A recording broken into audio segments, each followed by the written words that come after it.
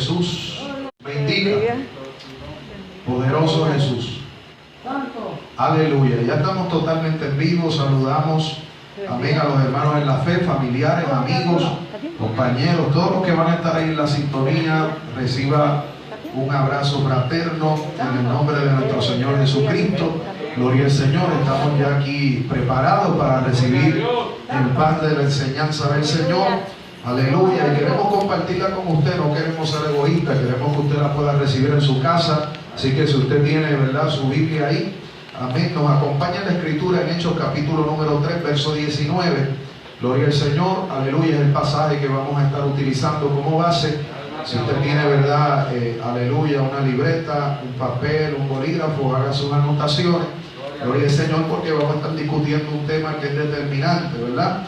Aleluya, concerniente a lo que es la salvación. Así que vamos a leer a la gloria del Padre, Hijo y Espíritu Santo. La iglesia que espera a Cristo dice: amén.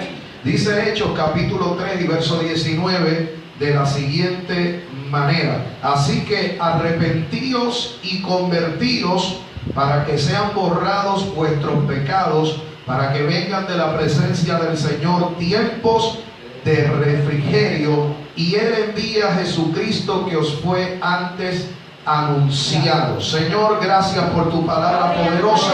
Señor, queremos que abra nuestros corazones para poder recibir tu enseñanza, Señor. Y que podamos ser instruidos en la misma. Que tu Espíritu Santo nos ilumine y alumbre los ojos de nuestro entendimiento por Cristo Jesús. Amén, amén y amén. Se puede sentar, hermano. Gloria a Dios. Aleluya. Básicamente este estudio en esta noche va a ser una continuación del tema que hemos estado desarrollando acerca de la salvación. Amén, aleluya. Establecimos hace varias semanas atrás una pregunta: ¿qué es la salvación? Gloria al Señor. Y hemos estado hablando acerca de las implicaciones, ¿verdad?, que tiene esa condición de ser salvo en la vida del ser humano. Y también estuvimos hablando la semana pasada acerca del alcance de esa salvación. Gloria al Señor. Y las condiciones, ¿verdad?, que el Señor establece en su palabra para que el hombre pueda ser salvo. ¿Por qué?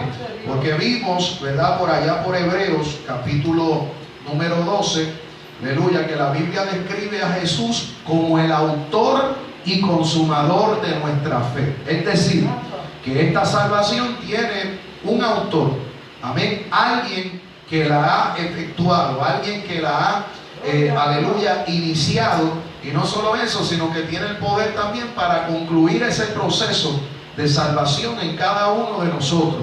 Aleluya. Y como Cristo es el autor de esa salvación, es necesario que entendamos que Él es quien puede establecer condiciones, parámetros, amén, aleluya, ¿verdad?, ciertas restricciones, gloria al nombre del Señor, ¿verdad?, para que se pueda dar ese proceso de la salvación en el ser humano. Y nosotros estuvimos hablando la semana pasada de que hay dos condiciones básicas para todo aquel que aspira a ser salvo. Y esas dos condiciones básicas son el arrepentimiento y es la fe.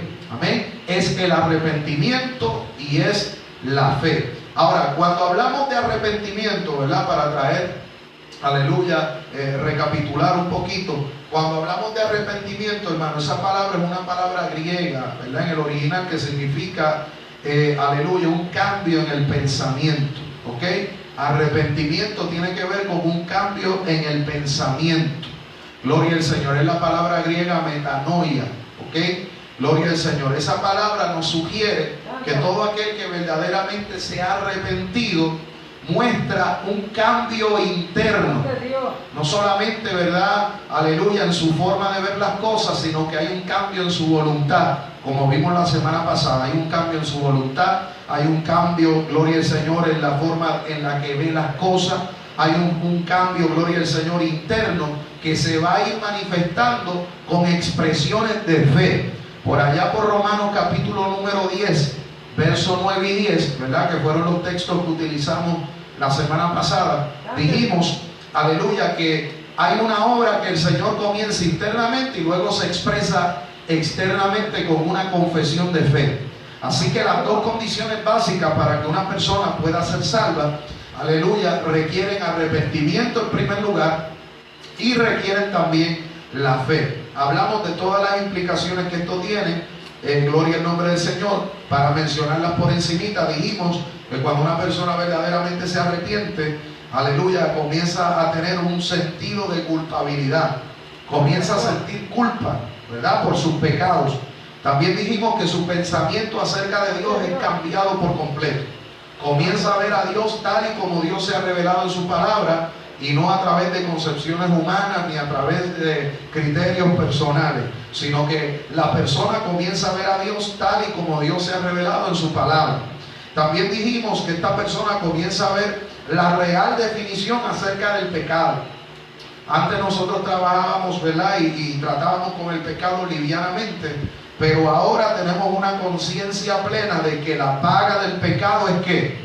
Es la muerte. Por tal razón yo no puedo jugar con el pecado, y yo no puedo tratar, ¿verdad?, con el asunto del pecado de manera liviana, porque es algo que puede producir condenación eterna en mi vida si yo no lo trato, ¿verdad?, como se debe tratar conforme a la Escritura. También dijimos que nuestra definición acerca de nosotros mismos comienza a cambiar. Ahora nosotros nos vemos tal y como la Biblia nos presenta, como pecadores, como gente, ¿verdad? Aleluya, el salmista decía, Jehová se acuerda de nuestra condición, Él se acuerda de que somos polvo. Amén, aleluya. Y es ahí cuando nosotros comenzamos a vernos realmente como lo que nosotros somos, como pecadores. Aleluya, que lejos de Dios, separados de Él, no podemos hacer absolutamente nada. Aleluya. También dijimos que cuando hay un verdadero arrepentimiento, la gente vuelve en sí. Es decir, la gente comienza a comprender por primera vez que la única oportunidad para poder ser salvo es volviéndose a Dios. Amén.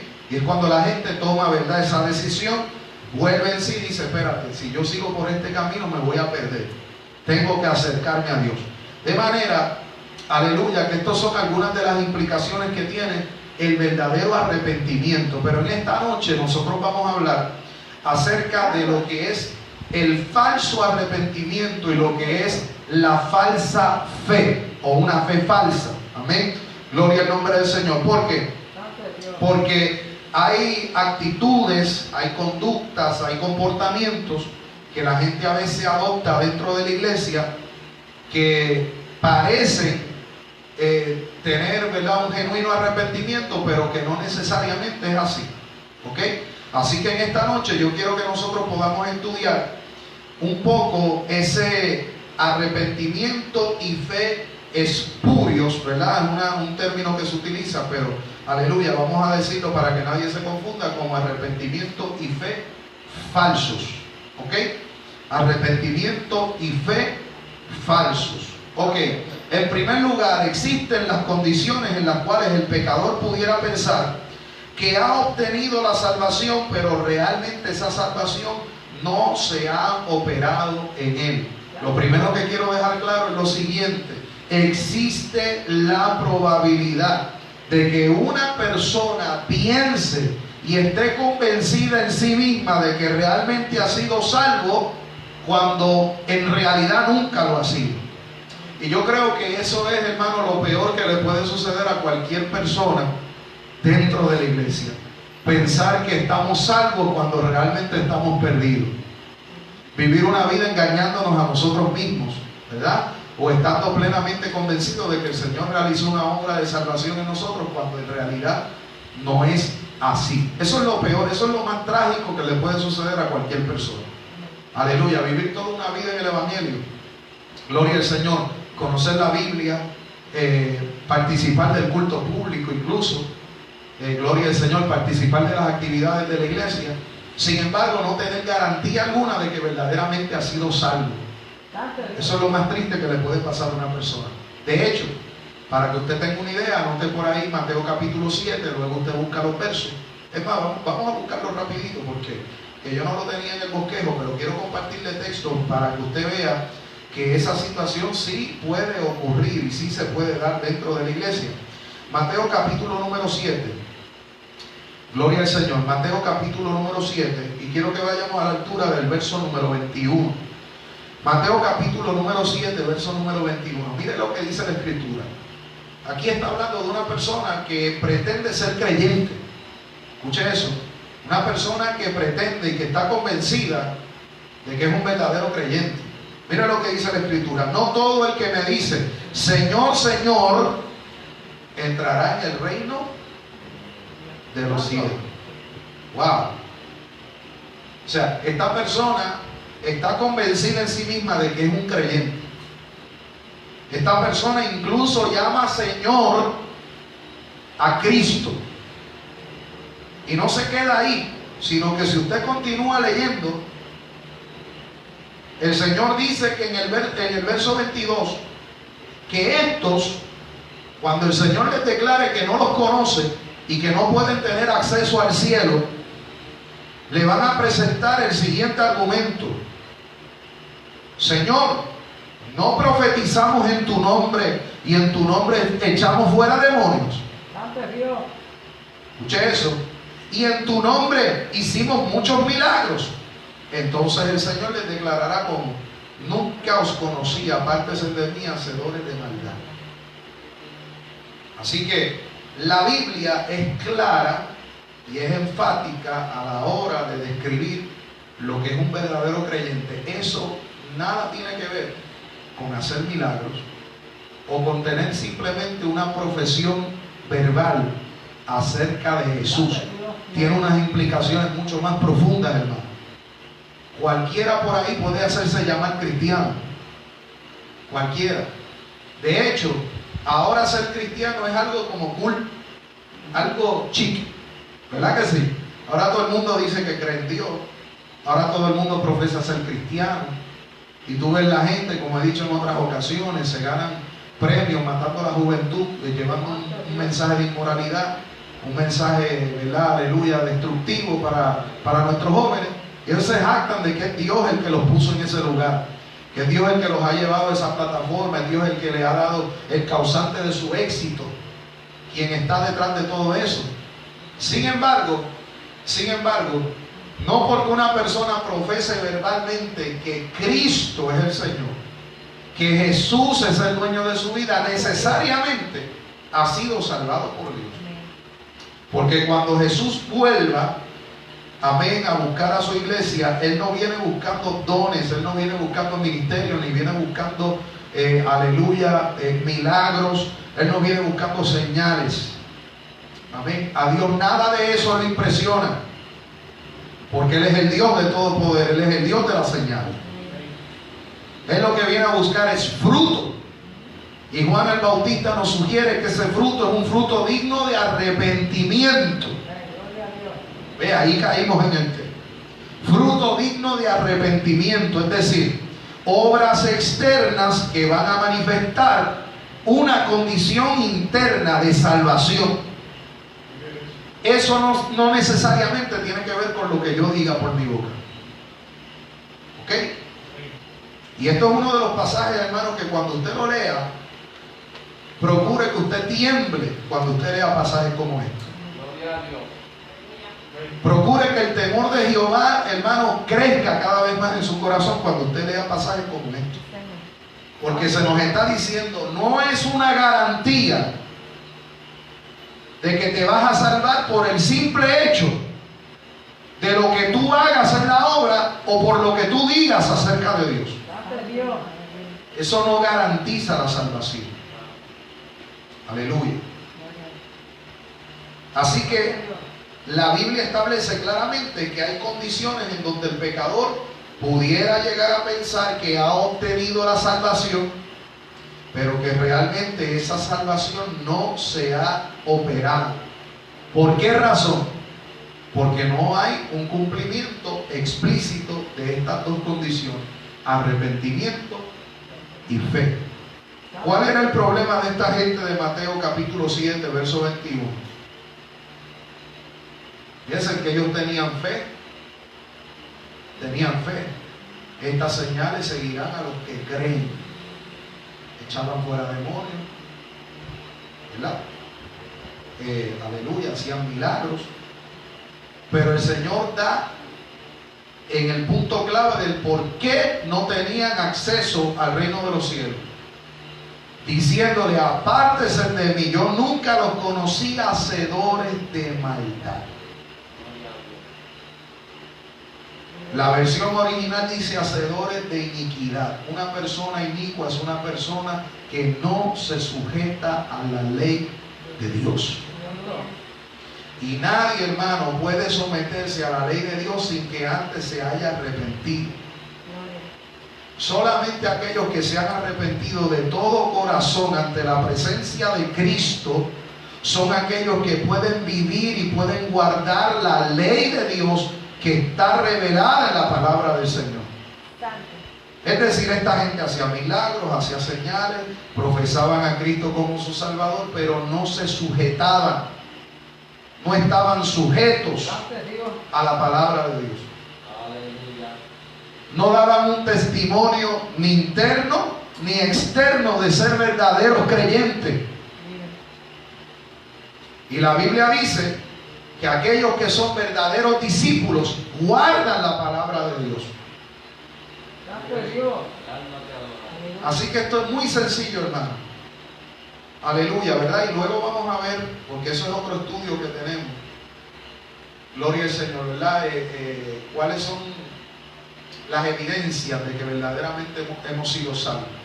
Pues una de ellas, de las más importantes, es que nosotros vivamos una vida que agrade a Dios guardando su palabra. Si no hay testimonio de una vivencia de la palabra de Dios, es casi 99.9% seguro que usted no se ha salvado. Aleluya. Tiene que haber vivencia de la palabra de Dios. Fíjense que eso es lo que el Señor les recrimina. Dice, ustedes son hacedores de maldad. Y esa palabrita también, aleluya, ¿verdad? Es la palabra anomia. La palabra anomia también quiere decir alguien que se resiste o que se rebela en contra de una ley establecida. Obradores de maldad. Obradores de iniquidad. Aleluya. Así que quiero que quede, ¿verdad?, muy claro en esta primera parte que sí, hermano, es posible estar dentro de la iglesia y perderse. Es posible tener ministerio y perderse. Es posible llamar a Jesús Señor y perderse. Es posible. Tiene que haber algo mucho más profundo. Y esas condiciones no son otras que no sean el arrepentimiento y la fe.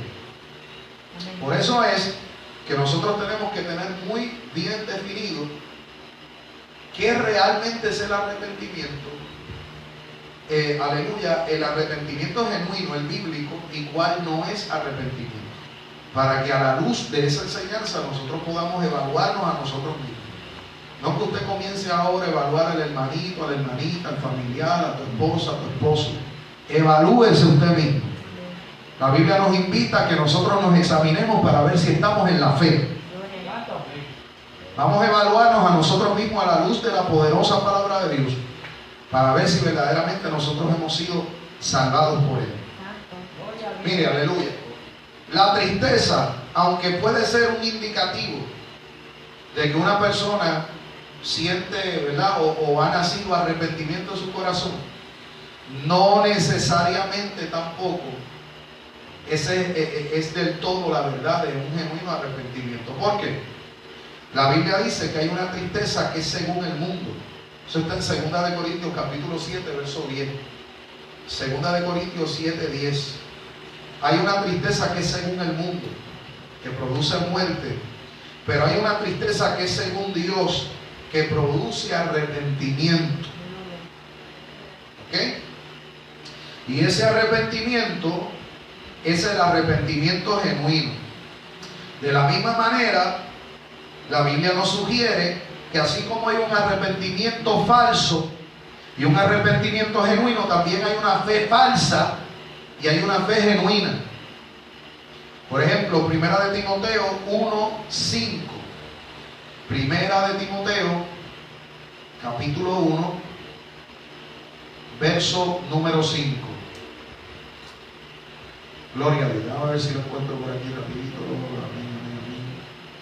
Primera de Timoteo, capítulo 1. Por aquí llegué. Capítulo 1, verso 5. Dice: pues el propósito de este mandamiento es el amor nacido de corazón limpio y de buena conciencia y de fe no fingida. Es decir, hay una fe falsa, hay una fe que se finge, hay una fe, ¿verdad?, que ciertas personas tienen, donde ellos están plenamente convencidos en sí mismos de que han sido salvos. Sin embargo, la Biblia dice, hay peligro porque hay una fe falsa, hay una fe que no se, ¿verdad?, no se condiciona a lo que dice la palabra del Señor. Así que vamos a ver algunos ejemplos de lo que es un arrepentimiento falso y de lo que es la fe falsa. Por ejemplo, y este estudio, ¿verdad?, va a consistir, aleluya, más en ejemplos que cualquier otra cosa. Vamos a traer ejemplos que suceden, ¿verdad?, aleluya, en la vida de aquellos que piensan que se han arrepentido cuando realmente eso no ha sucedido. Por ejemplo, que una persona se sienta víctima no necesariamente es indicio de que se ha arrepentido realmente. Por ejemplo, un pecador que ha sido víctima de otra persona, puede llegar a culpar a otros acerca de su condición actual.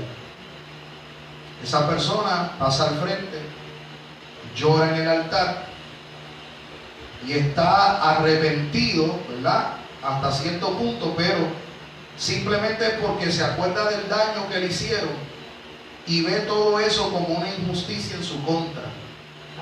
Es decir, una persona escucha un mensaje, por ejemplo, yo estoy predicando de Mateo capítulo número 5, estoy hablando bienaventurados aquellos que lloran porque ellos recibirán consolación, y estoy predicando bienaventurados los que tienen hambre y sed de justicia porque ellos serán saciados.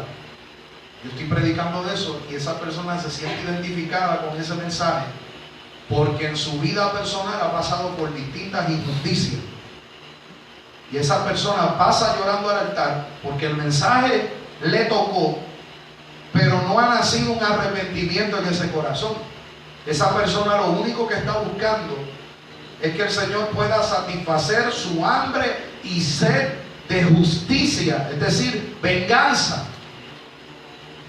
Quiere venganza y usted lo ve que pasa al altar, llora, levanta sus manos, acepta a Cristo, pero no por las motivaciones correctas. Pasó porque está buscando que el Señor le defienda en su causa, pero no porque realmente ha habido un arrepentimiento, hay una convicción de pecado, reconoce que es pecador, que sin Cristo va rumbo al infierno, que solamente a través de Cristo puede alcanzar la salvación. No. Esa persona está buscando un avenger, alaba, un vengador, alguien que le resuelva su problema de amargura que lleva por dentro a causa de las injusticias que le ha tocado vivir en la vida por mano, ¿verdad?, de algún familiar o de cualquier otra persona. Gloria a Dios. Esa persona puede sentirse identificada ciertamente con, ¿verdad?, con partes del mensaje o con el mensaje completo. Sin embargo, esa persona no se ha arrepentido de su pecado, por ende no ha cumplido con esa condición, aleluya, de arrepentirse, de manera que no puede ser salvo si no hay arrepentimiento.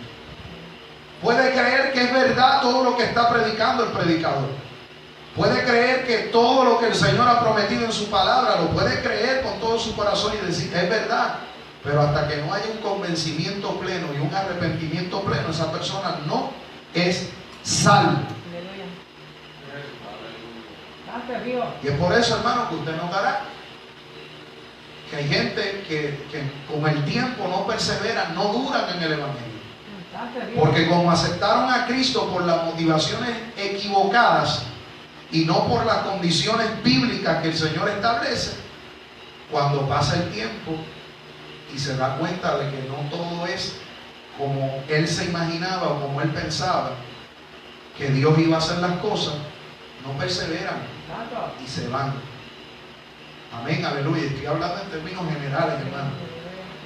Se van de las iglesias, abandonan el Evangelio. ¿Por qué? Porque el Señor aparentemente no le hizo justicia Cuando Dios lo que quería era trabajar primordialmente con esa alma para que se salvara. Eso es lo primero. Lo demás es añadidura. Lo primordial es la salvación de nuestras almas. Aleluya. Y si venimos a Cristo por las motivaciones incorrectas, nos estamos jugando una carta muy peligrosa, porque estamos jugando con el destino eterno de nuestra alma, por estar pendiente a cosas temporeras, a cosas efímeras, que tienen solución en el tiempo de Dios. Aleluya. Por otro lado, tenemos aquellos que no tienen una disposición para dejar el pecado. Hay gente, hermano, que son simpatizantes del Evangelio. ¿Cómo simpatizantes? Bueno, a ellos les gustan los cánticos, a ellos les gusta la iglesia, a ellos les gustan los coritos, a ellos les gusta la palabra incluso. A ellos les gusta el mover del Espíritu Santo. A ellos les gusta todo lo que tiene que ver con la iglesia. Sin embargo, a la hora de convertirse o de aceptar a Jesús, estos no dan el paso porque en su corazón no hay disposición para dejar de pecar. En otras palabras, todo eso es bueno, pero el pecado que estoy practicando es mejor. Ellos no lo dicen de esa manera, pero sus acciones revelan que ellos tienen mayor deleite pecando y practicando todas esas inmundicias antes que entregarse, aleluya, por completo al Señor. Ahora, tenemos por otro lado a aquellos que sí pasan, que también igualmente son, aleluya, simpatizantes del Evangelio, y sí pasan para la oración, y sí confiesan a Cristo, pero dentro de ellos tienen también, aleluya, la falta de disposición para dejar y abandonar el pecado. Amén, aleluya. O sea, ellos están convencidos de que Cristo es el camino, pero no están convencidos de que para poder tener comunión con Él hay que dejar el pecado a un lado. Entonces esto causa muchos problemas. Aleluya. ¿Por qué? Porque si no hay arrepentimiento de nuestros pecados, tampoco puede haber salvación.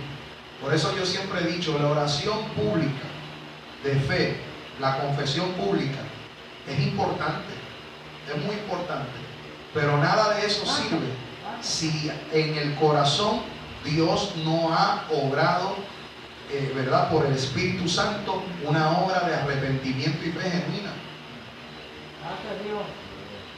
Si no hay una obra de arrepentimiento, la persona puede pasar 70 veces 7 al altar, pasar a todos los llamados habidos y por haber, y decir quiero reconciliarme con Dios, pero hasta que no haya en el corazón verdadero arrepentimiento y disposición para abandonar el pecado, esa persona no es salva. Aleluya. Así que, aleluya, tenemos, ¿verdad?, los que se sienten víctimas, tenemos aquellos que no tienen disposición para dejar el pecado. Ahora tenemos por otro lado también aquellos que no están dispuestos a confesar ni a restituir. ¿Quiénes son estos, pastor? El pecador no arrepentido puede pasar al altar, puede llorar allí de nuevo, pero no está dispuesto realmente a pedir perdón a otros por sus pecados contra ellos. Estas personas no están dispuestas a confesar públicamente su pecado y de ser necesario restituir el agravio cometido a su prójimo. Ellos no están dispuestos a eso. Ellos quieren que el Señor los perdone, pero ellos no quieren pedir perdón a su prójimo o perdonar a aquellos que los han ofendido a ellos. Entonces la palabra del Señor es muy clara cuando dice que todo aquel que no perdona aquí no será perdonado allá. Eso es sinónimo de cero salvación. No hay salvación de esa manera. Así que hay gente que están dispuestos a llorar, a pasar al altar. Ellos están de nuevo convencidos de que Cristo es el camino. Sin embargo, no están dispuestos a pedir perdón y tampoco están dispuestos a confesar públicamente su pecado si lo hicieron mal. Mire, si usted, aleluya, cometió un agravio, pecó contra alguien y usted se convirtió a Cristo, y usted en el mundo, usted negaba esa falta, usted negaba ese pecado, usted lo negaba hasta la muerte, porque usted sabía que eso le podía traer alguna consecuencia, lo que sea, y usted lo negaba. Pero usted viene a Cristo con una convicción de arrepentimiento genuina. Usted no tiene por qué seguir negando eso. Usted tiene que ser honesto con la gente. Decirle, es verdad, eso yo lo fui en un momento dado. Eso yo lo hice en un momento dado. Y me avergüenzo de ese pecado. Y si te ofendí, te pido perdón por ese pecado. Amén, aleluya. La Biblia dice que en cuanto dependa de nosotros, estemos en paz con Dios y con todos los hombres. Aleluya. Así que usted confiesa su pecado ante Dios. Ya el hombre no lo puede juzgar por eso. Ya el hombre no lo puede condenar por eso. Y si el hombre lo juzga, lo condena o dice cualquier cosa en contra suya, usted tiene que ampararse en las promesas del Señor de que el Señor ha tomado su pecado, lo tiró tras sus espaldas y nunca jamás se vuelve a acordar de ese pecado. Amén. Lo que Dios limpió, el hombre no lo llame común y el hombre no lo llame que está sucio. Lo que Dios limpió está limpio. Lo que Dios purificó es puro. Lo que Dios santificó es santo.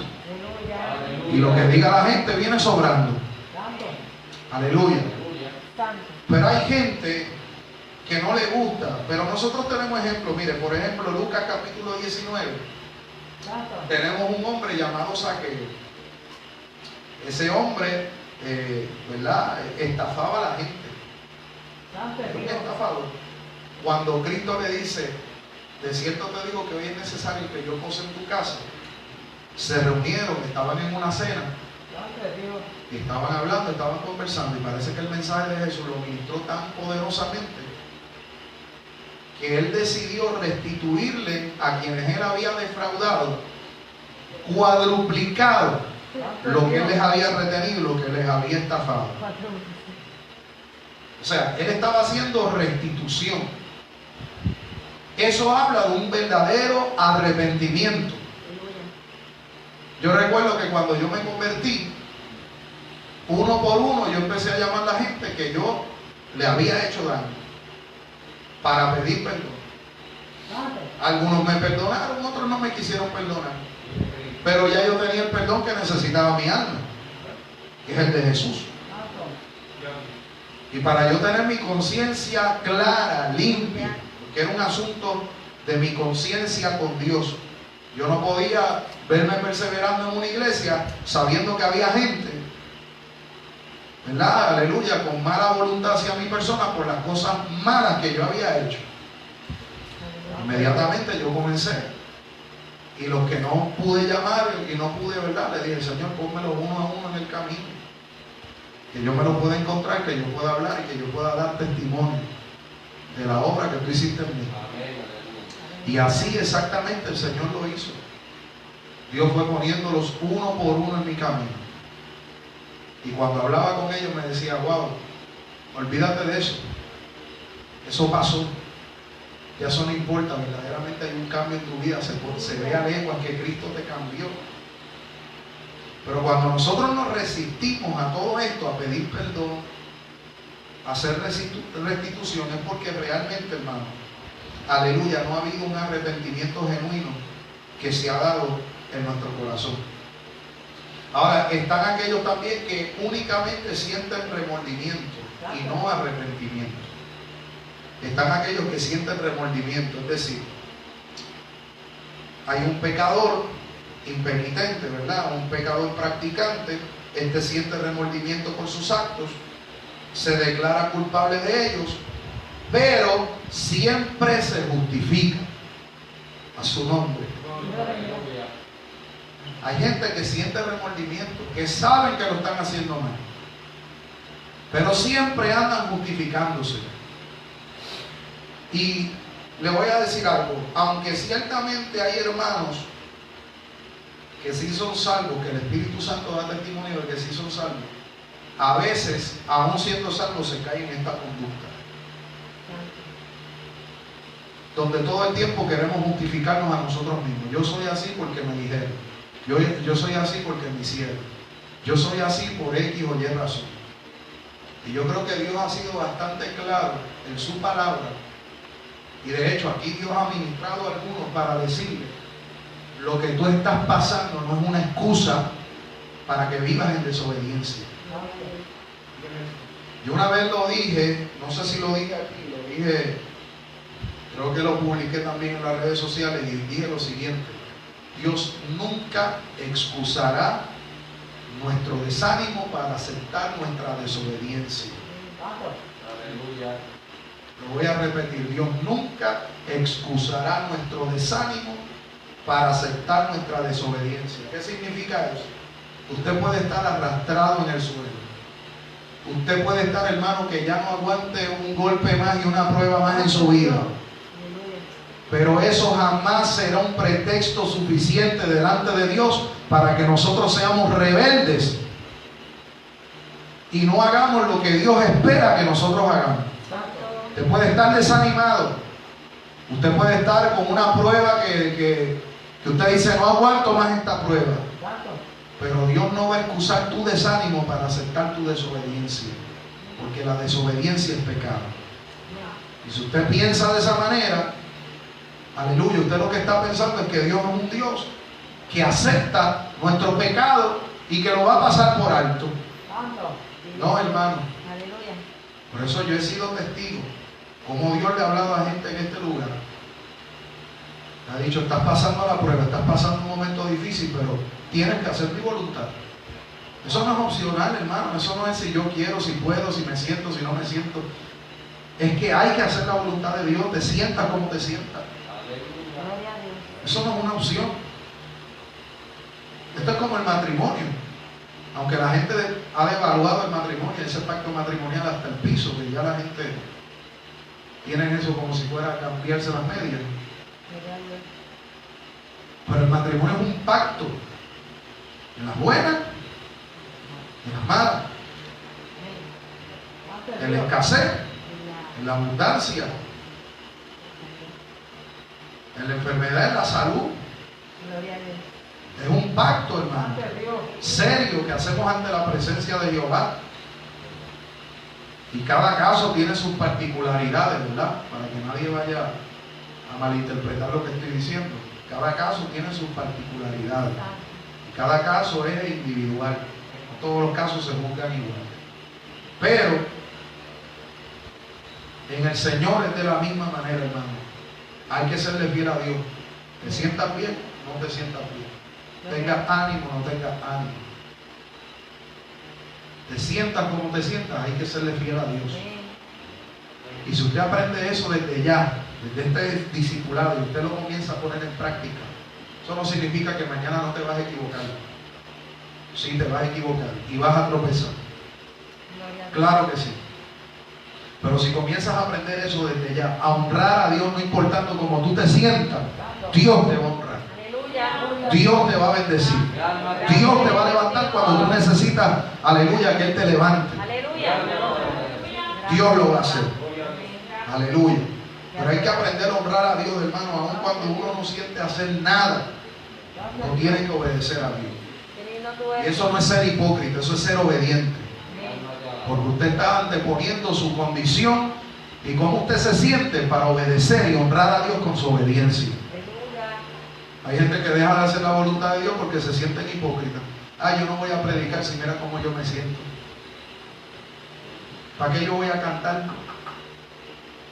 Voy a impartirle ánimo a otros si yo soy el que necesito fuerza. No, yo no me voy a parar ahí a ser un hipócrita. Pues yo prefiero ser hipócrita, ¿verdad? Según tu criterio, a ser un desobediente. Que honre a Dios solamente cuando las cosas te salen bien. No, hermano, eso no es ser hipócrita, eso es ser fiel a Dios. Eso es honrar a Dios por encima de tus dificultades. Gloria a Dios para siempre. Entonces, hermano, hay gente que siente remordimiento. Siente remordimiento. Este es el tipo de persona que te dice: yo sé que estoy mal. Yo sé que estoy mal. pastor, yo sé que estoy mal, yo sé que lo estoy haciendo mal. Y tú le dices, ¿por qué no cambia? Es que no puedo. No, pues tú no tienes arrepentimiento, tú lo que tienes es remordimiento. Porque tienes luz de lo que es la verdad de Dios, de lo que Dios espera de ti, pero no hay disposición para cambiar. Aleluya. Entonces la gente tiende a confundir mucho lo que es el arrepentimiento con el remordimiento. Cuando hay remordimiento, la gente siente culpa, pero termina por justificarse. Acaba por justificarse. Amén. Tenemos otro ejemplo. Están aquellos que pasan al altar, hacen una confesión de fe, ¿verdad? Una confesión de fe, pero esto lo hacen simple y sencillamente porque temen a las consecuencias del pecado, no porque necesariamente se han arrepentido. Hay gente que usted se va a encontrar en el camino, hermano, que vienen a Cristo porque no quieren irse al infierno. Claro, ninguno de nosotros queremos ir al infierno. ¿O hay alguien aquí? Orar por usted. Nadie quiere irse al infierno. Nadie. Nadie. Pero ese no debe ser el motivo principal. Nadie quiere irse al infierno. Claro que no. Pero hay gente que sabe que su pecado le va a dar, ¿verdad?, unas consecuencias negativas. Sabe que su pecado lo va a llevar a unos padecimientos. Esta persona entiende que el pecado es destructivo, pero esa es la única razón por la cual evita el pecado, no porque le desagrade pecar. El que verdaderamente se arrepiente detesta el pecado, lo aborrece, lo abomina, lo detesta. No es por miedo. Voy a dejar de pecar por miedo a las consecuencias del pecado. Si es por miedo, ahí no hay genuino arrepentimiento. Porque una cosa es el temor, ¿verdad?, y el respeto. Y la Biblia dice, sea Jehová vuestro miedo. Esto dice el Señor, ¿verdad? Pero yo no sirvo al Señor única y exclusivamente por miedo a lo que Él me pueda hacer o me pueda dejar de hacer.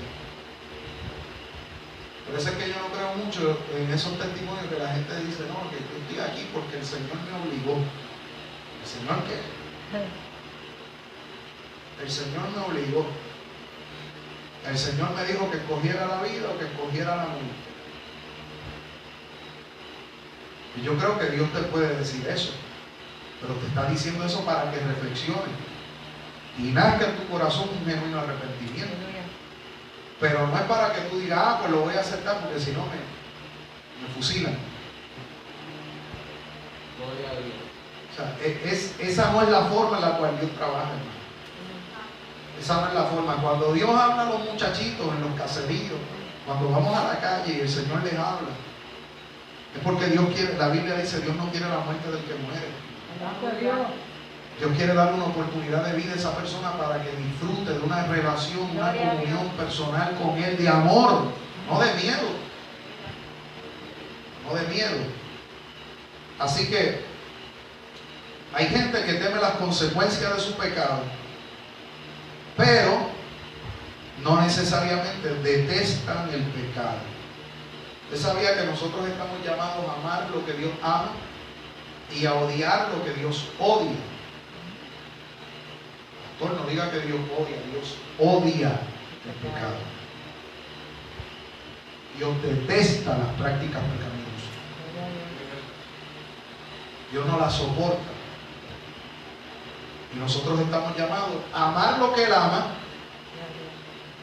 y a odiar y detestar lo que Él odia y detesta, lo que Él abomina.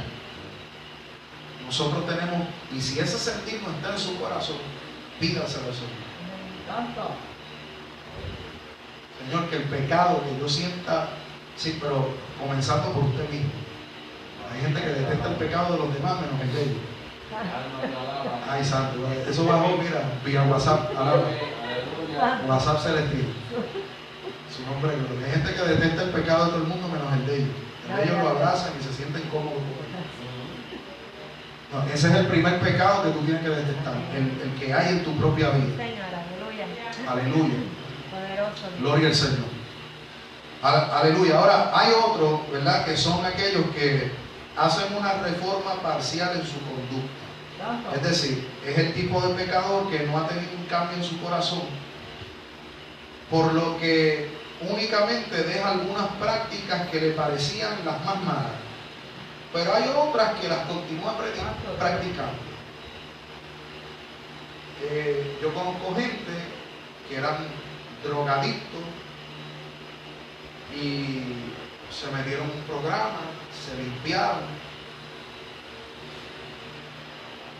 y ahora ellos están convencidos en sí mismos de que Dios los va a aceptar porque ya ellos eliminaron el pecado más malo que había en ellos. Me metí en un programa, me limpié, ya no necesito droga, ya yo estoy bien, no me meto con nadie, tengo trabajo, tengo casa, tengo familia, estoy bien. Si me sorprende la muerte, yo me voy para el cielo. Pero siguen siendo mentirosos, siguen siendo adúlteros, siguen codiciando en su corazón, siguen siendo paqueteros, idólatras. Entonces, para ellos esos son los pecados, ¿verdad?, los menos condenables, los más pasables. Pero nosotros sabemos, hermanos, que si no hay arrepentimiento de todos los pecados, no de uno, de todos los pecados, no puede haber salvación. Entonces hay gente que hace reformas parciales en su vida. Voy a dejar esto, voy a dejar lo otro. Y estos que no dañan a nadie, pues lo sigo haciendo. ¿Cómo? Así es, sí, sí. No, ya yo no bebo, ya yo no fumo, ya yo no tengo ningún vicio más que la loto. Ya yo no tengo ningún vicio, solamente ese, más nada.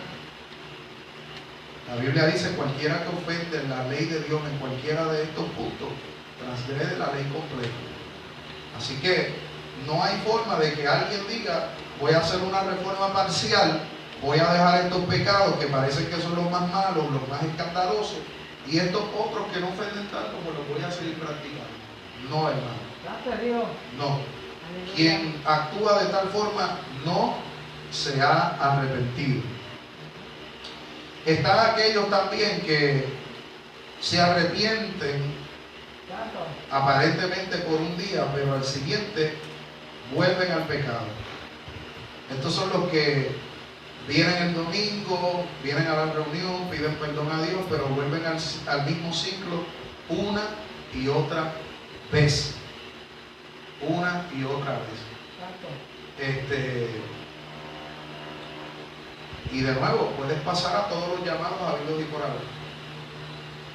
Pero si no hay testimonio de que en el corazón surgió una obra de real arrepentimiento, no hay salvación. Ahora, quiero aclarar un punto aquí, ¿verdad? Una persona que ha sido salvo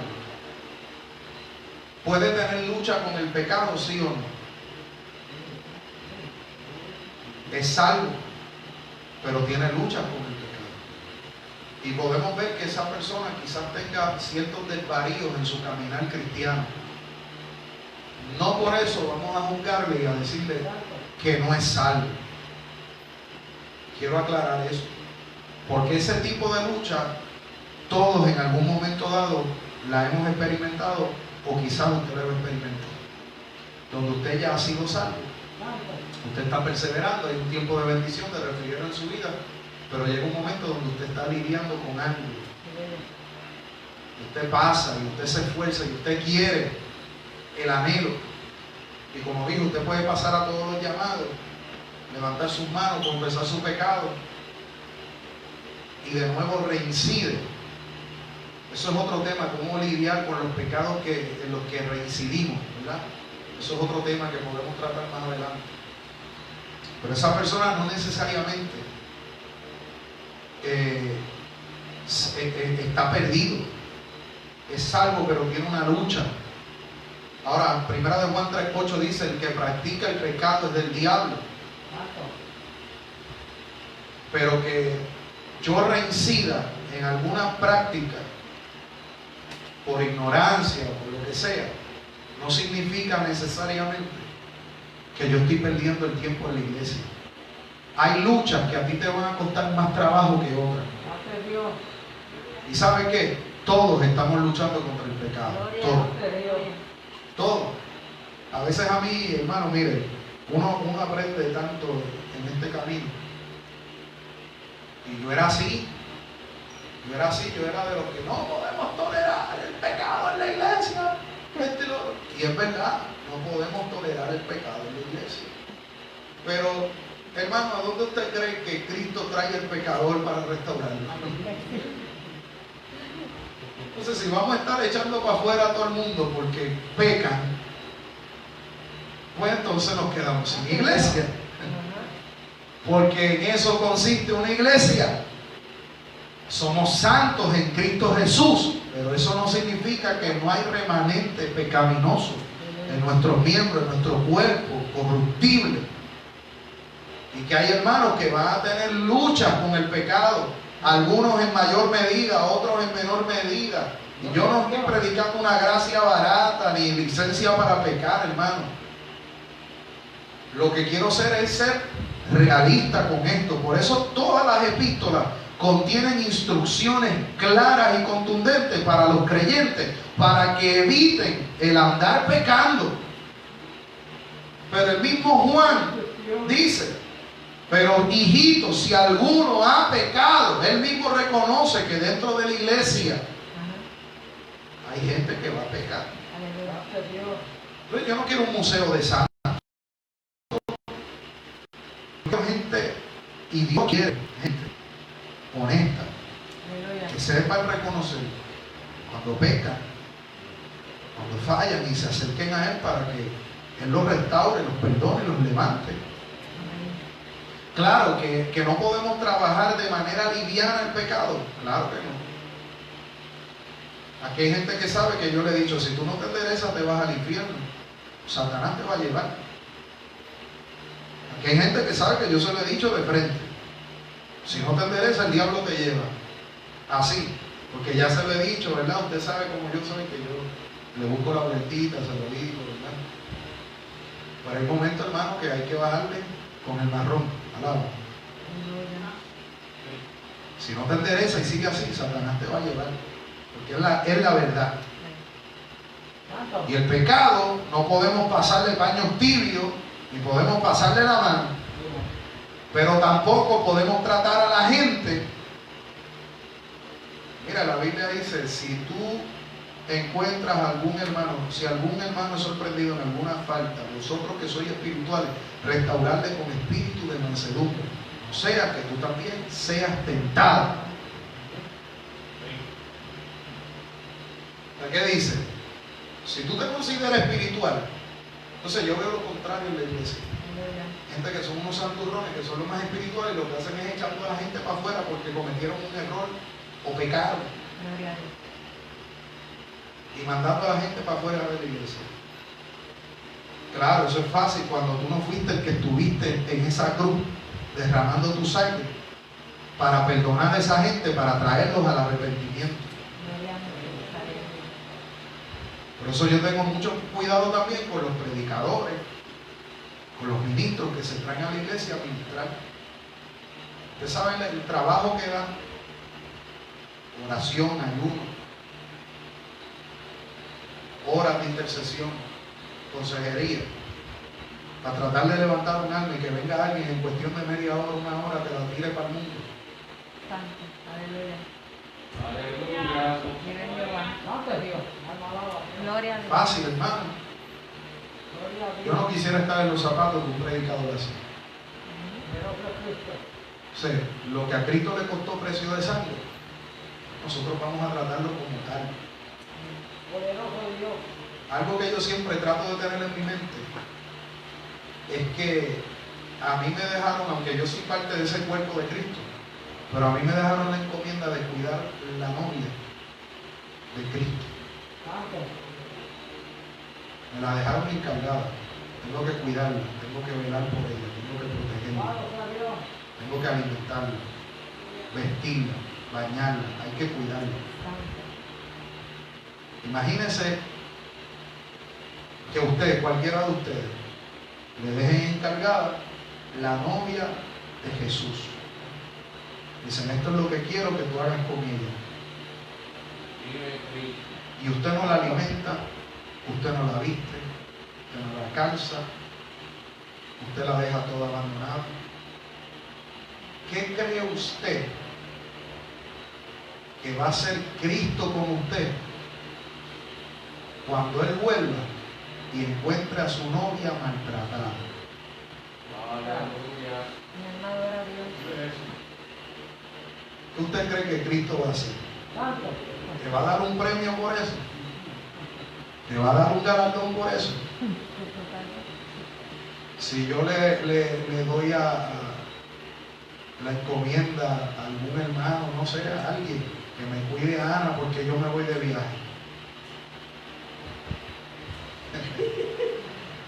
que me la cuide, mira, procura que ella haga todas sus comidas, que ella media loquita se envuelve haciendo cosas y no come, y vela que tenga esto, aquí está el dinero, aquí tiene todo, y cuando yo vuelvo la encuentro a ella enferma, la encuentro sucia, la encuentro que no tuvieron cuidado de ella, desnutrida. Eso es bien difícil porque ella pica cada 15 minutos. Un ejemplo. Hermano, cuando yo llegue donde la persona, yo voy a llamar a cuenta a la persona. Ven acá, yo te encomendé a mi esposa para que la cuidara. ¿Qué pasó? Y si era empleado mío, la botaba. Imagínense a Cristo con su novia, hermano. Aleluya. Vive Jehová. O sea, hay que tener muchísimo cuidado con eso. ¿Por qué? Porque, de nuevo, hay gente que van a pecar, hermano, en la iglesia. Y a veces hasta van a reincidir. Y no necesariamente es que no es salvo. Tiene una lucha en una área de su vida. Necesita fortaleza espiritual, necesita buscar a Dios. Y hay que corregirle, claro, y hay que amonestarle, claro que hay que amonestarle. Pero es como la gente ve la disciplina bíblica, la disciplina eclesial, la disciplina en la iglesia. La gente la ve como una penitencia, donde castigamos a la gente, siéntate ahí y sécate hasta que dé fruto. La disciplina bíblica lo que busca es la restauración de la persona. Amén. Sí, te vas a sentar, pero te vamos a atender, te vamos a aconsejar, te vamos a dar seguimiento, te vamos a dar estudio bíblico, te vamos a recomendar, ¿verdad?, algún material que te pueda ayudar para que tú crezcas en esa área. Esa es la disciplina. Hay gente que piensa que disciplina y se jacta. No, yo le doy un año fácilmente a cualquiera, que se desvíe uno para que tú veas. Lo que hacen es amedrentando al pueblo. Cuando tú vienes a ver, la gente se guarda y se cuida, pero es porque le tienen tejón al ministro. Yo le he dicho una y otra vez, hay pastores que son manipuladores. Manipulan al pueblo. Y el pueblo se somete, ¿verdad? Hay una supuesta obediencia, pero no es obediencia a la palabra, ni porque aman a Dios. Es para que el pastor no los regañe, les ponga en disciplina o le quite la parte. Aleluya. O sea, eso así no sirve, porque Dios está pesando las intenciones del corazón.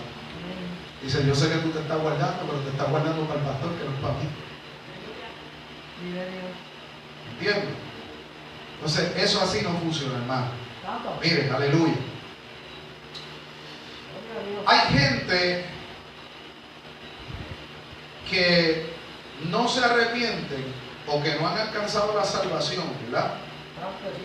Porque estos sienten que la vida cristiana y los mandamientos del Señor son demasiado difíciles. Ellos sienten que la vida cristiana es una carga muy grande. es algo difícil de llevar. Ellos ven la salvación como algo inalcanzable. Y por eso viven su vida justificándose, diciéndose a sí mismo y diciéndole a los demás, es que nadie es perfecto. Cuando una persona anda justificándose todo el tiempo, diciendo, es que yo soy humano. Yo creo que ese es el argumento que más yo escucho. ¿Qué? Pastor, yo soy humano y yo también. Y Cristo era humano también. Es que yo soy humano, es que yo, ¿verdad? Soy así, soy asado. Pues mire, tal persona que ve la vida cristiana como algo difícil es alguien que no tiene genuino arrepentimiento. ¿Por qué? Porque está calculando el costo y el precio a pagar en su caminar cristiano y está, vamos a decir así, menospreciando la bendición de poder ser limpio y salvo de nuestros pecados, simplemente por estar viendo que la vida cristiana es algo difícil. Claro, la vida cristiana no es fácil, nadie ha dicho eso. La vida cristiana no es fácil, pero vale la pena pagar ese precio, vale la pena padecer por Cristo. Y cuando una persona verdaderamente dice, yo sé que no es fácil, pero yo voy para adelante con mi Señor, esa persona verdaderamente se ha arrepentido. No es posible. No es imposible, no es fácil, pero no es imposible. Con el Señor se puede. Gente que anda justificándose, no, que es muy fácil, que Dios me conoce, Dios sabe que yo no soy perfecto, Dios sabe que yo soy humano, Dios sabe que yo quiero, pero es que esa persona, aleluya, de él no ha nacido un verdadero arrepentimiento. Y por último, el último ejemplo del arrepentimiento es que quien en realidad no se ha arrepentido tiene un corazón endurecido. Quizás pueda ser una persona muy religiosa externamente hablando, pero no tiene un corazón quebrantado ante el Señor. Tiene un corazón que es duro, no es fácil de enseñarle. Esa persona juzga los mensajes, pero esos mensajes nunca le llegan al alma y su corazón se endurece cada vez más. Y esto aplica tanto para aquel que está teniendo su primera experiencia en el Evangelio como para aquel que ya está en el Evangelio. Hay gente que lamentablemente, habiendo gozado de la salvación, comienzan a endurecerse en sus corazones. El pecado los engaña. Y ahora el mensaje que una vez le causaba gozo, ahora le causa molestia. No lo resisten. Se sientan en las sillas como jueces de los mensajes. Hacen que ese mensaje sea infructuoso, que no rinda fruto apacible de arrepentimiento. Su corazón se va endureciendo cada vez más en contra de la palabra de Dios, en contra del pueblo mismo de Dios. Y lo que es más triste, en contra del Espíritu Santo, que es el que está tratando de guiarlos al arrepentimiento. Cuando una persona se puede mostrar, ¿verdad?, se muestra religiosa, pero no tiene un corazón quebrantado ante el Señor, esa persona carece de arrepentimiento. Yo decía aquí, hace, ¿verdad?, mes y pico atrás, yo prediqué y hablé de Primera de Pedro, capítulo 5. Humillaos pues bajo la poderosa mano del Señor, para que los exalte cuando fuere tiempo. Y yo recuerdo que lo más que yo enfaticé en ese mensaje, creo que llevaba por tema el león y la presa. Creo que ese era el tema del mensaje. Enfaticé una y otra vez lo importante que es tener un corazón susceptible a la corrección divina. Cuando nos endurecemos en nuestros corazones, hermanos, somos presa fácil del enemigo. Porque ahora caminamos en el Evangelio a nuestras propias expensas. Como yo pienso, como yo opino, como yo... Y ese es el problema, hermano. Yo le voy a decir algo. Hay hermanos en la fe que comienzan muy bien, pero esto no se trata de cómo usted empieza. Esto se trata de cómo usted termina.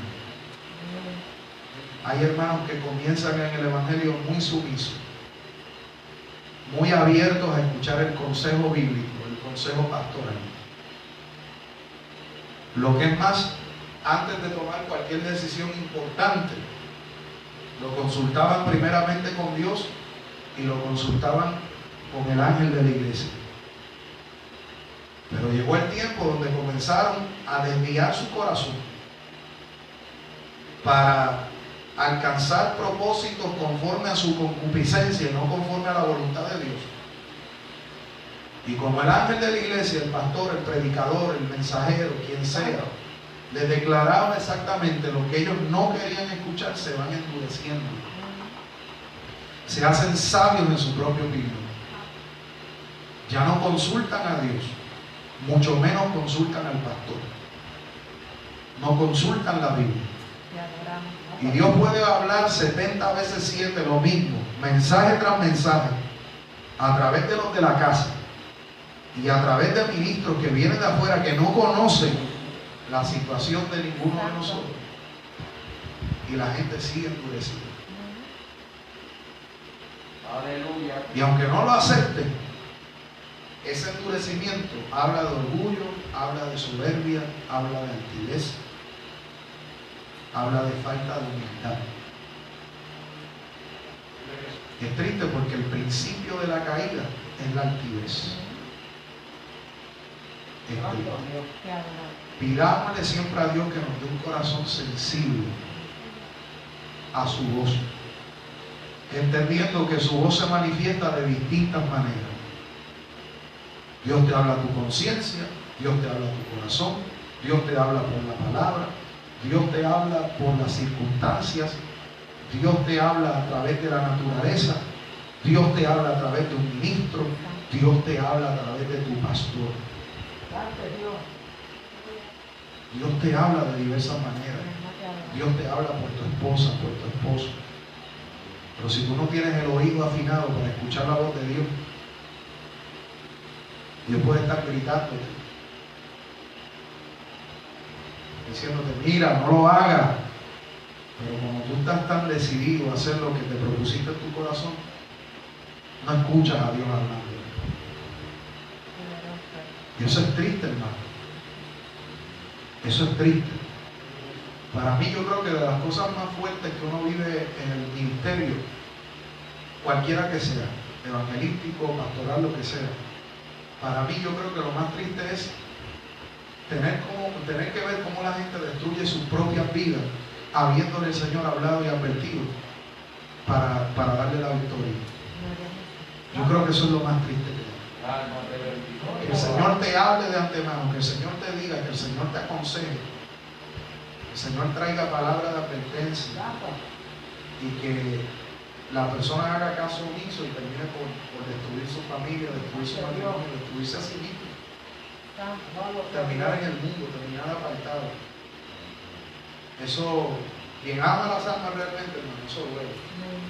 Eso lo ve. Bien, ahora hablemos rapidito de lo que es la fe falsa. Tengo aquí solamente 1, 2, 3, 4 puntos acerca de la fe falsa. Ya hablamos del arrepentimiento falso. Ahora, es posible también que una persona manifieste una fe falsa o espuria, ¿verdad? Como por ejemplo, hay gente que cree en Cristo. Fíjense, ellos creen en Cristo. Ellos creen en el Cristo, en el Jesús histórico. Ellos creen que Jesús vino literalmente a esta tierra, que el Verbo se encarnó, el unigénito del Padre vino a esta tierra a morir por nuestros pecados. Ellos saben eso. Ok. Sin embargo, ellos se acercan a Dios simplemente para que Cristo les resuelva sus problemas. De nuevo, las motivaciones por las cuales se acercan a Dios. Ellos solo creen que Cristo es uno que solo resuelve problemas. Este tipo de persona no deposita totalmente su confianza en Cristo para salvación, sino que lo ve como un resuelve problemas. Cuando tiene bienestar en las cosas del mundo, Dios ni por el pensamiento le pasa. Pero tan pronto esa estabilidad comienza a tambalearse, comienza entonces a acercarse a Cristo, entendiendo que debe tenerlo a su lado para que éste le ayude solo cuando lo necesita.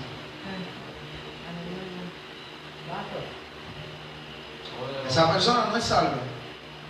Por eso siempre he dicho, hermano. Por eso también usted va a notar, hermano, que hay a veces yo ay, santo, voy a zumbar una pedra aquí. Y el ministro que se identifique, pues, alabe a Dios ahí. A veces a mí me da gracia y me da suspicacia. Porque a veces yo veo iglesias que no llevan 2 meses abiertas y ya tienen 50, 60, 80 miembros. No llevan 2 meses abiertas, 3 meses abiertas y ya tienen músicos, ya tienen evangelistas, ya tienen de todo. Entonces eso me crea suspicacia, porque yo digo, bueno,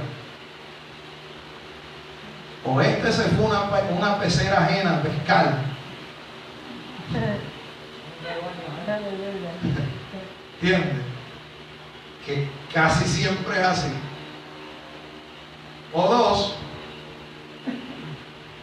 el evangelio que está presentando no es el evangelio que mueve a la gente al arrepentimiento, sino que es un evangelio donde te ofrecen solución a tus problemas, pero no te ofrece salvación de tus pecados. Y yo tengo cantidad de hermanos en la fe, que Dios los bendiga, en mi página personal, que abrieron una obra los otros días. Mira, y si fue Dios, lo que Dios te dio, que Cristo te lo bendiga. Si fue Dios. Pero a mí me cuesta mucho pensar que una persona abre una iglesia y en cuestión de 3 meses, 4 meses, tenga músicos y tenga de todo. Porque incluso si hubiesen sido nuevos convertidos, supongamos que todos son nuevos convertidos, ¿qué tiempo de discipulado y de crecimiento y de madurez espiritual tiene esa persona para ya estar ministrando en la iglesia? Así que lo más probable es la número 1.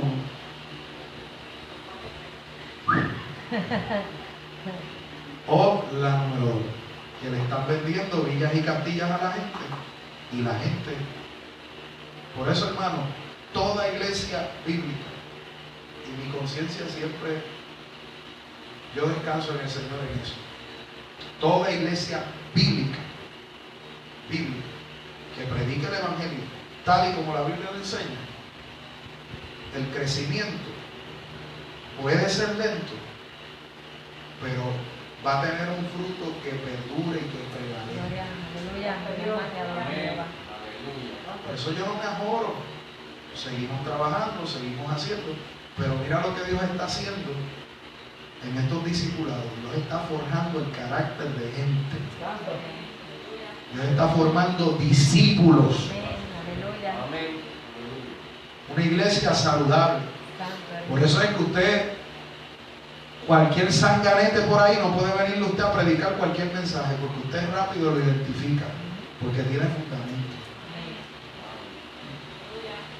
Cualquier estúpido no puede venir por ahí a predicarle cualquier tontería, porque usted rápido dice, pero es que ese no es el evangelio de Cristo.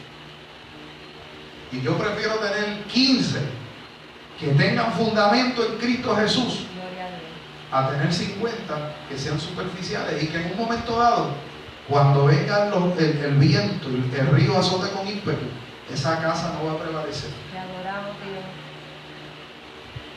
Dios. Tengamos mucho cuidado con llamar estéril a obras que según tu criterio no han crecido, ¿verdad? En cuantía, en número, para el tiempo que llevan abierto. Tengamos mucho cuidado con eso. No sea que Dios esté trabajando con un remanente para hacer algo mayor, ¿verdad? Y algo mucho más duradero. Santo. Y lamentablemente es así. Aleluya.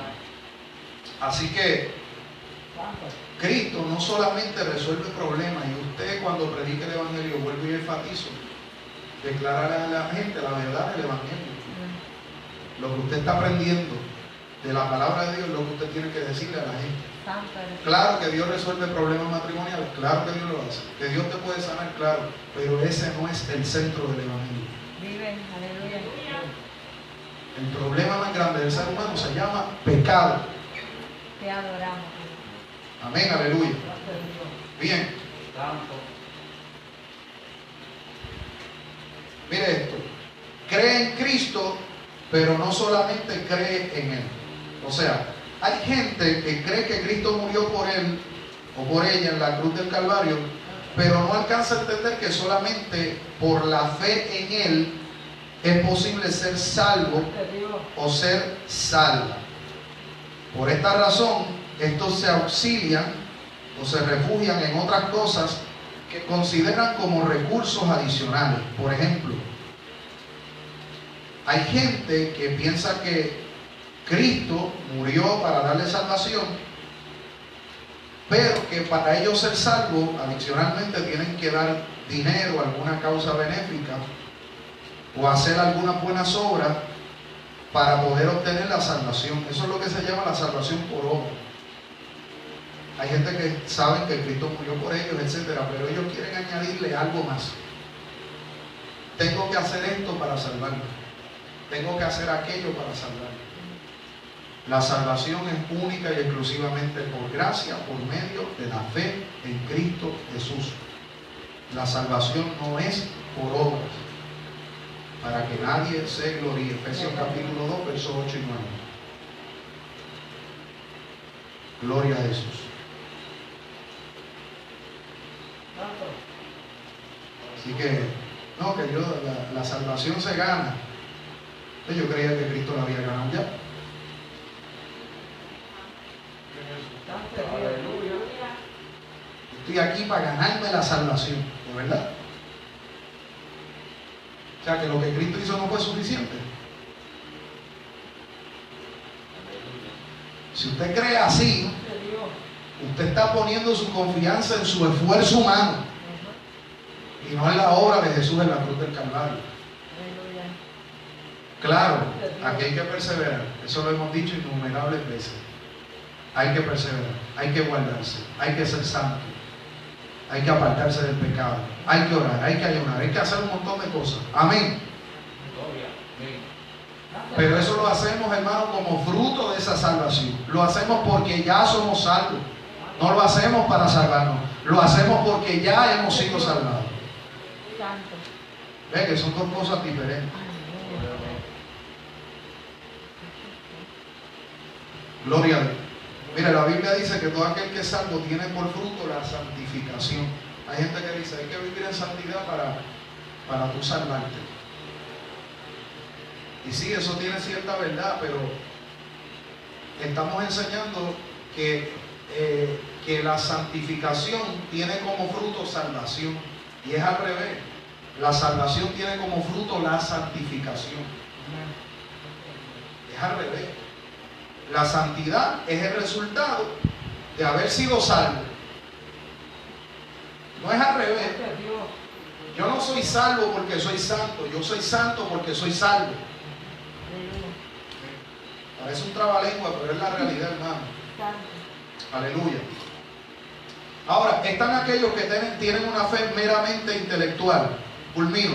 Tienen una fe meramente intelectual. Es decir, ellos conocen los mecanismos de la salvación, ellos conocen la doctrina, Ellos conocen al Jesús histórico, ellos conocen la teología, ellos conocen todo eso, pero solamente es una cuestión intelectual. Ellos no lo creen, porque si lo creyeran se arrepentían. Usted puede tener conocimiento de muchas cosas. Es por eso que yo siempre he dicho, ¿cuántos creen aquí en el poder de la oración? Bueno, pero si usted no ora, usted no cree nada en el poder de la oración. Porque si usted cree, usted actúa y usted acciona en pos de eso. Es decir, nuestra fe tiene que ser evidenciada con obras. La fe sin obras es muerta. Amén. Ahora, mira, es como el congregarse, por ejemplo. Si yo le pregunto al hermano si creen que congregarse es un mandamiento, me van a decir que sí. Sin embargo, tú ves que no vienen. No creen que es un mandamiento. Porque si creyeran que es un mandamiento, se esforzaban para hacer valer y cumplir ese mandamiento en su propia vida. Usted obedece lo que usted cree. Lo que usted cree, lo que usted no cree, usted no lo obedece. Por ejemplo, usted se come la luz roja porque usted no cree que le van a dar un ticket. Usted no cree que se lo van a dar. Pero la verdad es que si lo pillan, se lo van a dar.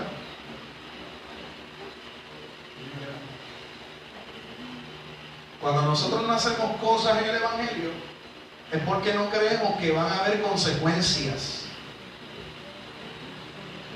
No lo creemos. Sin embargo, cuando obedecemos sinceramente los mandamientos del Señor, es porque creemos que en ellos hay bendición y que de no hacerlo también van a haber consecuencias. Y por último, la fe que no produce gozo. La fe que no es bíblica, la fe que no es genuina, es una fe que no produce gozo. Cuando una persona tiene una fe genuina, le produce gozo en el corazón. Por ejemplo, cuando el etíope tuvo fe en el Señor para ser salvo, según Hechos capítulo 8, versículo 39, después siguió gozoso su camino. Cuando una persona verdaderamente es salva, experimenta el gozo de la salvación. Siente el gozo de ser salvo. Es natural que una persona quien ha creído realmente manifieste un rostro distinto, un rostro transformado y hasta lleno de gozo. Usted ve que el rostro se le transforma por completo. Hay gente que llega con una congoja, con una tristeza, porque eso es lo que hace el diablo y eso es lo que hace el pecado. Te destruye, te tienen amargura, pero cuando tú sientes el gozo de la salvación, saber que tus pecados han sido perdonados, saber que la tercera persona de la Trinidad ahora está y vive dentro de ti. Aleluya. Saber que la persona que tenía toda potestad para echarte en el infierno ahora te ve como su hijo. Santo. Wow, hermano, eso produce gozo. Yo siempre digo, cuando yo me convertí, yo salí de aquel culto y yo me sentía, hermano, livianito. Yo sentía que yo volaba por los aires. Literalmente, cuando yo llegué a aquella iglesia, literal, yo sentí una carga sobre mí, pero fuertísima. Era la carga de la culpa de mis pecados, que ya yo no soportaba más eso. Aleluya. Pero cuando salí de allí, salí renovado. Salí con gozo, salí con alegría. Y me pasó lo que dice ahí. Cuando llegué al trabajo, me dijeron, ¿qué te pasa que tú te ves tan contento? ¿Qué te pasa que tú te ves tan alegre? Y ellos pensaban que yo estaba contento y que estaba alegre porque había pecado o había hecho una diablura. Y yo les dije, no, fue que acepté a Cristo como mi Salvador. Y usted sabe, yo se lo he dicho aquí infinidad de veces que no me creyeron. Pero inmediatamente se manifestó el gozo. Usted no se ha dado cuenta que cuando usted sale del culto, usted no se ha dado cuenta que usted sale más conversador, sale más contento, sale más alegre. ¿Se ha dado cuenta? A veces usted llega abatido, llega desanimado, llega cansado, yo no sé. Y cuando usted sale contento, rejuvenecido en el espíritu. Ese es el gozo de la salvación. Eso es esa paz que el mundo no nos puede ofrecer, que solamente está escondida en Cristo Jesús. Y los que se acercan a Él la encuentran. Amén. Gloria al nombre del Señor. Aleluya. Así que hemos dado todos estos ejemplos, hermanos, concernientes a lo que es la fe genuina, lo que es el arrepentimiento genuino. De nuevo, para que usted pueda examinarse a la luz de la palabra. Gloria al Señor. Si usted tiene alguna duda, alguna pregunta, en breve, ¿verdad? Vamos a cortar ahora la transmisión. Usted va a hacer su pregunta. Vamos a aclarar las dudas. Y por favor, este tema para mí es demasiado, muy importante. Demasiado. Y no quiero que usted se vaya con dudas pensando, pues yo no soy salvo. Porque hay gente que puede llegar a esa conclusión después de este estudio. Pero si usted tiene dudas, vamos a aclararlo. ¿Ok? Vamos a aclarar eso por la palabra de Dios. Aleluya, porque usted es salvo en un segundo, pero perfeccionado toda la vida, en años. No confunda lo que es ese proceso de madurez, de perfección y de cambio. No lo confunda, ¿verdad?, con lo que es ser salvo por la fe en Cristo Jesús. Amén. Aleluya. Así que vamos a ponernos en pie. Gloria al Señor. Vamos a darle gracias a Dios. Padre, te damos gracias por tu palabra. En esta hermosa noche te pedimos, Señor, que bendiga nuestras vidas a través del conocimiento de la misma. Que podamos, Señor, evaluarnos a nosotros mismos y llegar, Padre, a una conclusión honesta. Padre amado, si algo necesitamos enmendar, si algo necesitamos corregir, aleluya, danos, Señor, la fuerza por tu Espíritu Santo para poder arrepentirnos de cualquier pecado y creer por la fe, Dios mío, de que tú, Señor, eres nuestro sustento, de que tú, Señor, eres nuestra provisión para poder, Señor, alcanzar, aleluya, esa vida plena en Cristo Jesús. Padre, te pido por mis hermanos y te pido aún por aquellos que están a la distancia. Glorifícate poderosamente y bendícenos en el nombre de Jesús. Amén, amén y amén. A su nombre. Gloria al Señor. Bueno, nos despedimos de las redes sociales. Dios les bendiga a todos. El domingo estamos aquí, si el Señor lo permite, como a las 7 de la noche, con el culto de palabra y poder. Dios les bendiga. Aleluya.